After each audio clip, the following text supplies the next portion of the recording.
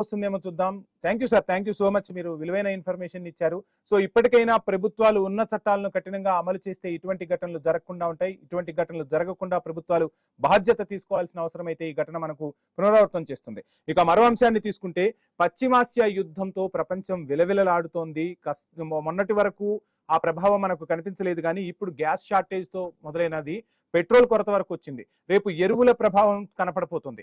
ఎరువుల ప్రభావం కనపడితే పంట దిగుబడులు తగ్గుతాయి. పంట దిగుబడులు తగ్గితే ఆహార సంక్షోభం తలెత్తే అవకాశాలు ఉంటాయంటున్నారు ఆర్థిక రంగ నిపుణులు. సో ఆ దిశగానే సంకేతాలు అయితే కనిపిస్తున్న పరిస్థితి. యుద్ధంలో ఎక్కడా కూడా ఆ దేశాలు వెనకడుగైతే వేయట్లేదు. ఆ ప్రభావం మాత్రం ప్రపంచ దేశాలపై పడుతుంది. సో దీనికి భారత్ ఎంత సన్నద్ధంగా ఉంది, సో ఏం చేయబోతుంది భారత్ అనేది కూడా మనం చర్చిద్దాం. అసలు ఆర్థిక మాంద్యానికి దారితీస్తే ప్రపంచవ్యాప్తంగా పరిణామాలు ఎలా ఉండబోతాయో మనం మొదటి పాయింట్ లో చూసుకుంటే, పశ్చిమాసియాలో నెలకొన్న యుద్ధ సంక్షోభం ప్రపంచ ఆర్థిక మాంద్యానికి దారితీస్తుంది అంటున్నారు ఆర్థిక రంగ నిపుణులు. ఇక ఇరాన్ పై అమెరికా, ఇజ్రాయెల్ కొనసాగిస్తున్న ఉద్రిక్తతలు మరిన్ని వారాలు ఇలాగే కొనసాగితే మాత్రం ప్రపంచ ఆర్థిక వ్యవస్థ తీవ్రమైన సంక్షోభంలోకి వెళ్ళటం మాత్రం పక్కా. సో ఈ పరిస్థితి తలెస్తే ఏం జరుగుతుంది అంటే భవిష్యత్తులో ఆహార సంక్షోభానికి దారితీస్తుంది. సో ఎలా ఆహార సంక్షోభానికి దారితీస్తుంది అంటే, నిన్న మొన్నటి వరకు చూసాం. గత వారంలో మనకు గ్యాస్ కి సంబంధించి కానీ పెట్రోల్ కి సంబంధించి కానీ పెద్దగా లేదు. మొన్న వారం చూసుకుంటే గ్యాస్ కాస్త సంక్షోభాన్ని చూసాం. ఈ వారంలో మనం పెట్రోల్ సంక్షోభాన్ని చూస్తున్నాం. ఇక రానున్న రోజుల్లో మనకు ఎరువుల సంక్షోభం అనేది ఏర్పడుతోంది. ఎరువులు కూడా పెద్ద ఎత్తున మనం ఇతర దేశాల నుంచి దిగుమతి చేసుకుంటాం. సో ఎరువులు రానప్పుడు పంటల దిగుబడి ఆటోమేటిక్ గా తగ్గిపోతుంది. రైతులు ఇబ్బంది పడాల్సిన పరిస్థితులు వస్తాయి. సో మొత్తంగా సంక్షోభానికి ఈ యుద్ధం దారి తీసిన పరిస్థితులు కనిపిస్తున్నాయి. సో హోటల్స్, రెస్టారెంట్లు మూతపడ్డాయి. సో ఇక వ్యవసాయ రంగంపై కూడా ప్రభావం పడే అవకాశాలు అయితే ఖచ్చితంగా కనిపిస్తున్నాయి, యుద్ధం ఇలానే కంటిన్యూ అయితే. ఇక మూడో పాయింట్ చూద్దాం మనం. ప్రపంచం మరో ఫైనాన్షియల్ క్రైసిస్ వైపు మరలుతుందా అంటే స్పష్టంగా సంకేతాలు కనిపిస్తున్నాయి. 2024-25 ఆర్థిక మందగమనం లేదా మాంద్యం వచ్చే అవకాశం ఉందని గట్టి వార్నింగే అప్పుడు వినిపించింది. ఇప్పుడు ఆ సంకేతాలు స్పష్టంగా కనిపిస్తున్నాయి యుద్ధ ప్రభావం వల్ల. పశ్చిమాసియా వారు ప్రపంచాన్ని అసలు ఎటువైపు తీసుకెళ్తుంది? సో అక్కడెక్కడో యుద్ధం జరిగితే ఏం జరుగుతుంది? రష్యా ఉక్రెయిన్ యుద్ధాన్ని తీసుకుందాం, పశ్చిమాసియా యుద్ధాలు తీసుకుందాం. సో ఎక్కడ యుద్ధం జరిగినా ఆ ప్రభావం ఇప్పుడు వరల్డ్ గ్లోబల్ గా పడుతున్న పరిస్థితి. ఇంధన ధరలు పెరుగుతాయి, సప్లై చైన్ ఎక్కడికక్కడ దెబ్బతింటుంది, అంతరాయాలు వస్తున్నాయి. సో ఆర్థిక వ్యవస్థ బలహీనపడిపోతుంది. ద్రవ్యోల్బణాన్ని నియంత్రించేందుకు సెంట్రల్ బ్యాంకులు వడ్డీ రేట్లను శరవేగంగా పెంచడం పరిపాటే. ఇక రుణాలు, పెట్టుబడుల ఖర్చు అమాంతం పెరిగిపోతున్న పరిస్థితి. ఇప్పటికే ప్రపంచ బ్యాంకు, IMF ప్రపంచానికే హెచ్చరికలు జారీ చేసిన పరిస్థితి స్పష్టంగా కనిపించింది కూడా. కానీ ఈ యుద్ధంలో మాత్రం మార్పు రాని పరిస్థితి. పరిస్థితులు అసలు ఎలా ఉండబోతున్నాయి అనేది కూడా ఇప్పుడు ప్రజలు చర్చించుకుంటున్నారు. ప్రస్తుతానికి కంపెనీల వద్ద ఉన్న నిల్వ కారణంగా అంతర్జాతీయ మార్కెట్లు కొంత స్థిరంగా అయితే కొనసాగుతున్నాయి. సప్లై చైన్ లో ఇబ్బందులు రోజు రోజుకు తీవ్రమవుతున్న పరిస్థితి మనం స్పష్టంగా మన కళ్ళతో ఇప్పుడు చూస్తున్నాం. ఇప్పటికే రియల్ ఎస్టేట్ దెబ్బతింది. వాహన తయారీ రంగాలు చిప్పులు రాక ఇబ్బంది పడుతున్న పరిస్థితి. ముడిసరుకు రాక ఆ కొరతను కూడా ఎదుర్కొంటున్నాయి. ఒకవేళ ముడిసరుకు వచ్చినా పెట్టుబడి వ్యయం ఎక్కువ అవుతుంది. గ్యాస్, పెట్రోల్ కొరతతో పలు దేశాల్లో సంక్షోభ పరిస్థితులు నెలకొన్నాయి. కొన్ని పరిశ్రమలు మూతపడుతున్న పరిస్థితి. కొన్ని రంగాలు ఇప్పటికే ఈ సంక్షోభాన్ని ఎదుర్కొంటున్న పరిస్థితి. ఇక మరొక అంశం, ఆయిల్ సంక్షోభం తీవ్రమవుతుందా అంటే స్పష్టంగా కనిపిస్తుంది. మనం ఇంతకుముందు 27 దేశాల నుంచి గ్యాస్ కానీ చమురు కానీ దిగుమతి చేసుకుంటే ఈ 11 ఏళ్లలో 47 దేశాల నుంచి మనం దిగుమతి చేసుకుంటున్నాం. అయినా ఈ రోజు మనకు స్పష్టంగా ఆ సంక్షోభం కనిపిస్తుంది. సో తర్వాత పరిస్థితులు ఎలా ఉండబోతాయో ఊహించలేమంటున్నారు ఆర్థిక రంగ నిపుణులు. ఇక మరింత భయంకరమైన పరిస్థితులు రాబోతున్నాయా? ఒక విషయాన్ని ఇక్కడ మనం మాట్లాడుకుందాం. ప్రధానమంత్రి ఎప్పుడూ కూడా అంత తొందరగా ఎక్కడ ఏ విషయాన్ని మాట్లాడరు. మొన్న క్యాబినెట్ మీటింగ్ ఒకటి జరిగింది, ఆల్ పార్టీ మీటింగ్ ఒకటి జరిగింది. ఇటు ట్రంప్ తో మాట్లాడుతూ ఉన్నారు, అటు ఇరాన్ తో సంప్రదింపులు జరుపుతూ ఉన్నారు. అండ్ దేశ ప్రజలకు కూడా ప్రధాని పార్లమెంట్ వేదికగా ఒక సందేశాన్ని ఇచ్చారు. అంటే ఖచ్చితంగా ఏదో ముప్పు రాబోతుంది అనేది మాత్రం సుస్పష్టం. ఆ ముప్పును ఎదుర్కోవాల్సిన పరిస్థితులు ఉన్నాయని చెప్పకనే చెప్పారు ప్రధాని. సో ఏం జరగబోతుంది? ప్రస్తుతం ప్రపంచ ఇంధన సరఫరాలో 7% మేర కొరత అయితే ఏర్పడింది. ఆ అంతరాయం కనిపిస్తుంది.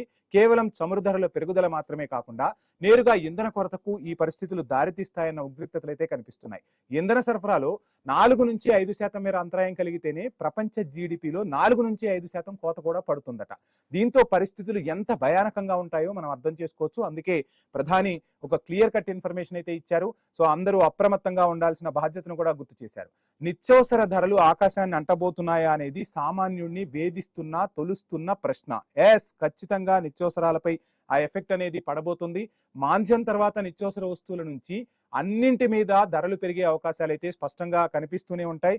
సో గత పరిస్థితులు మనకు గుర్తుకు వస్తున్నాయి, గత సంక్షోభాలు మనకు గుర్తుకు వస్తున్నాయి. పెట్రోల్, డీజిల్ పై ఒక్కసారి ధర పెరిగితే ప్రతి వస్తువుపై కూడా ఆ ప్రభావం అనేది కనిపిస్తుంది. ఇక పాయింట్ నెంబర్ 9 కి వెళ్తే మనం ఏం జరగబోతుంది ఏంటి, అసలు ఈ గ్యాస్ కష్టాలు ఎప్పుడు తీరబోతున్నాయి, భారీగా ధరలైతే ఎక్కడికక్కడ పెరిగిపోయిన పరిస్థితి, ముందు ముందు ఈ ప్రమాదం ఎక్కువగానే ఉంటుందా అంటే ఖచ్చితంగా ఉంటున్న పరిస్థితి. మార్కెట్లు మరింత కుప్పకూలబోతున్నాయా? ఇప్పుడు ప్యాసివ్ ఇన్కమ్ కోసం చాలా మంది స్టాక్ మార్కెట్ లో ఇన్వెస్ట్ చేస్తున్న పరిస్థితి. సో ప్రతి ఒక్కరూ ఇంకొక ఇన్కమ్ ఉండాలి, ఖచ్చితంగా ఒకే ఇన్కమ్ పై ఆధారపడితే మనం సంక్షోభాన్ని ఎదుర్కొంటాం. సో అటువంటి పరిస్థితులు కాకుండా ఖచ్చితంగా మనకి ఇంకొక ఇన్కమ్ ఉండాలని చెప్పి స్టాక్స్ లోను మ్యూచువల్ ఫండ్స్ లోను రకరకాలుగా ఇన్వెస్ట్ చేస్తున్న పరిస్థితి. మార్కెట్లు మరింత కుప్పకూలిపోతున్నాయా? సో దీని గురించి అసలు ఏంటనేది చూద్దాం. మార్కెట్ల పరిస్థితి కూడా దారుణంగానే ఉండే పరిస్థితులు అయితే కనిపిస్తున్నాయి. మార్కెట్లో ఉన్న పెట్టుబడులు ఆవిరైపోతున్న పరిస్థితి స్పష్టంగా కనిపిస్తుంది. ఇక ఐటీ కంపెనీల పరిస్థితి ఏంటి? సో ముఖ్యంగా మన హైదరాబాద్, అదేవిధంగా చెన్నై, బెంగళూరు, సో ఈ మూడు కూడా ఇప్పుడు ఐటీలో ఎటువంటి పరిస్థితి ఉందో మనం చూస్తున్నాం. సో ఈ ప్రభావం, యుద్ధ ప్రభావం ఐటీ కంపెనీలపై పడితే చాలా మంది ఇబ్బందులు ఎదుర్కోవాల్సిన పరిస్థితులు కనిపిస్తున్నాయి. సో ఐటీ రంగంలో ఎక్కువ మంది ఉపాధి పొందుతూ ఉన్నారు.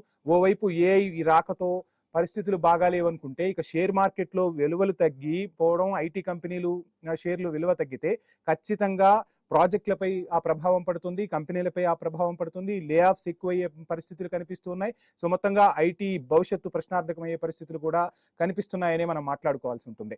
ఆర్థిక మాంద్యం వస్తే ఎదుర్కొనే పరిస్థితులు ఇప్పుడు మన దేశంలో ఉన్నాయా? ఏం చేయబోతుంది భారతదేశం అంటే?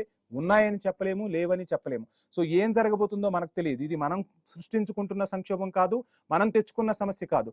సొల్యూషన్ ని ఎలా వెతకాలి?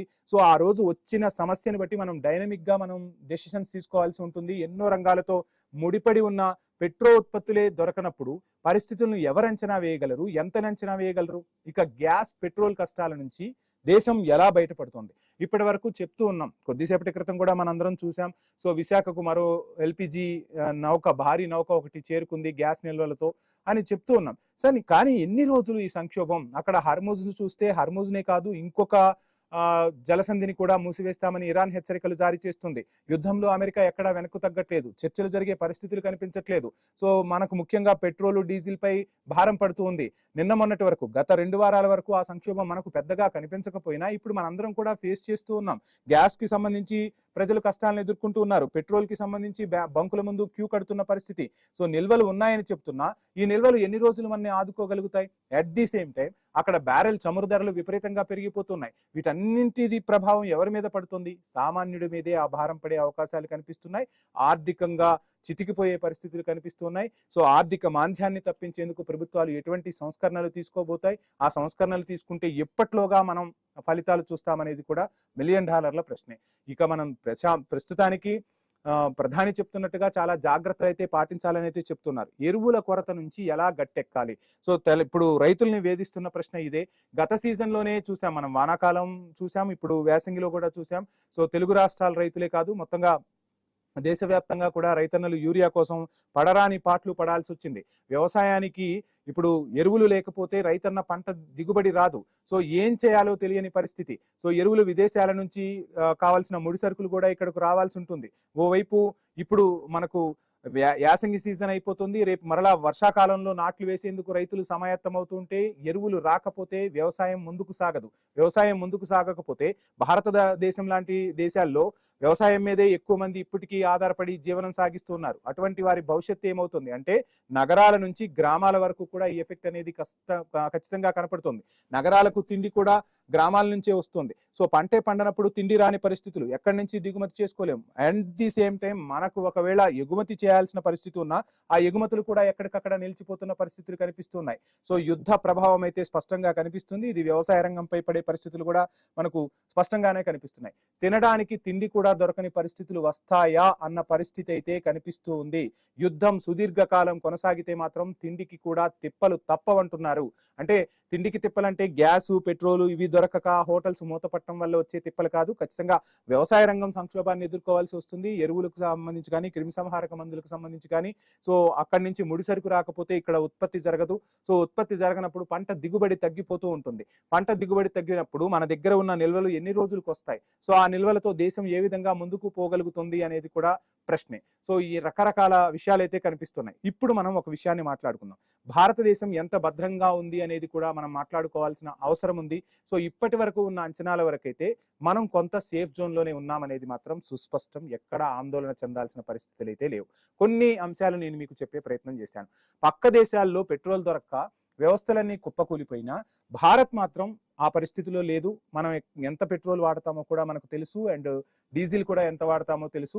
పాకిస్తాన్లో లీటర్ 350కి చేరింది. మన దగ్గర మాత్రం ప్రస్తుతానికి రేట్లు పెరగలేదు. దీనికి కూడా రకరకాల కారణాలు చెప్పేవాళ్ళు ఉన్నారు. 5 రాష్ట్రాల్లో ఎన్నికలు ఉన్నాయి కాబట్టి ఇప్పుడు పెరగదు, ఎన్నికల తర్వాత పెరుగుతుంది అని. ఆ పరిస్థితులు అయితే ప్రస్తుతానికి లేవు.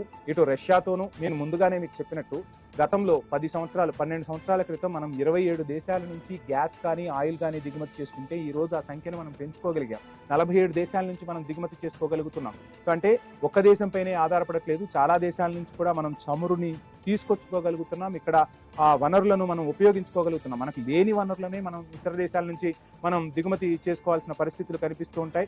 సో ఎక్కడ దాడులు జరిగినా ఏం జరిగినా, సో రష్యా మనకు ఒక మిత్ర దేశం, ఆ మిత్ర దేశం నుంచి కూడా మనం తీసుకొచ్చుకుంటున్నాం, చమురుని ప్రస్తుతానికి తీసుకొచ్చుకుంటున్న పరిస్థితి. కానీ అక్కడ హర్ముజ్ జలసంధి దగ్గర కొంత మనకు ప్రాబ్లం అయితే ఉంది. 20% పైగా చమురు అక్కడి నుంచే రావాల్సి ఉంటుంది ప్రపంచ దేశాలకు. అక్కడ నెలకొన్న సందిగ్ధత కాస్త మనపై ప్రభావాన్ని అయితే చూపుతుంది. కానీ ఇక్కడ సరే కాసేపు మనం పార్టీలను పక్కన పెడదాం. సంక్షోభంలో ఉన్నప్పుడు దేశంలో పార్టీల గురించి మాట్లాడుకోకూడదు, దేశం గురించే మాట్లాడుకోవాలి. అక్కడ ఉన్న వ్యక్తి కూడా దేశం కోసం పనిచేసే వ్యక్తి. అందరూ కూడా దేశం కోసం, దేశ ప్రజల కోసం నిర్ణయాలు తీసుకునే పరిస్థితులే ఉంటాయి. కాబట్టి మొన్న ఆల్ పార్టీ మీటింగ్ జరిగింది. రేపు అందరు సీఎంలతో కూడా ఒక మీటింగ్ ప్రధాని పెట్టబోతున్నారు. శ్రీరామనవమి పండగ రోజు ప్రధాని ఒక మీటింగ్ పెట్టడం దేశవ్యాప్తంగా చర్చనీయాంశం అవుతున్న పరిస్థితి. ఈ మీటింగ్ లో ప్రధాని ఏ అంశాలు చర్చించబోతున్నారు, ముఖ్యమంత్రులకు ఏ దిశానిర్దేశం చేయబోతున్నారు, సో ఒక సంక్షోభాన్ని ఎదుర్కోవడానికి సిద్ధంగా ఉండాలని ప్రధాని చెప్పబోతున్నారా, సో ప్రపంచంలో ఉన్న పరిస్థితులకు తగ్గట్టుగా మనం నిర్ణయాలు తీసుకుంటూ ముందుకు సాగాలా, రాష్ట్రాల ముఖ్యమంత్రులను ఎందుకు ఇంత తొందరగా ప్రధాని సమావేశం కావాలని చెప్తున్నారు, అందులోనూ శ్రీరామనవమి రోజే ఆ సమావేశం ఎందుకు జరగబోతుంది, ఇప్పటికే భారత్ ఈ సంక్షోభాలన్నీ ఎదుర్కోవడానికి చర్యలు చేపట్టిందా, ఆ చర్యలనే ప్రధాని అన్ని రాష్ట్రాల ముఖ్యమంత్రులకు ఎక్స్ప్లెయిన్ చేయబోతున్నారా, శాంతి చర్చలు ఇరాన్తో జరగాలని భారత్ కోరుకుంటుంది, అసలు భారత్ ఏం చేసింది ఇప్పటి వరకు, 25 రోజుల నుంచి యుద్ధం జరుగుతుంటే యుద్ధానికి సంబంధించి భారత్ తీసుకున్న చర్యలను రాష్ట్రాల ముఖ్యమంత్రులకు చెప్తూనే, సో ఒకవేళ సంక్షోభం వస్తే ఆ సంక్షోభాన్ని ఎలా ఎదుర్కోవాలో కూడా ప్రధాని చెప్పబోతున్నట్టుగా అయితే తెలుస్తుంది. మొత్తంగా మొన్న ప్రధాని మాట్లాడటం పార్లమెంట్లో, ఆ తర్వాత ఆల్ పార్టీ మీటింగ్ జరగటం, రేపు సీఎంలతో సమావేశాన్ని నిర్వహించటం, రకరకాల అంశాలు అయితే కనిపిస్తున్నాయి. అందరం కూడా అప్రమత్తంగా ఉండాల్సిన పరిస్థితి కనిపిస్తుంది. బాధ్యతగా మెలగాల్సిన అవసరం కూడా ఉంది. చూద్దాం ఏం జరగబోతున్నాయి, ఎటువంటి పరిణామాలు, ఏ పరిణామాలు జరిగినా భారత్ మాత్రం ఎదుర్కోవడానికి సిద్ధంగా ఉండేది మాత్రం సుస్పష్టం. ఇది వాళ్ళ ప్రైమ్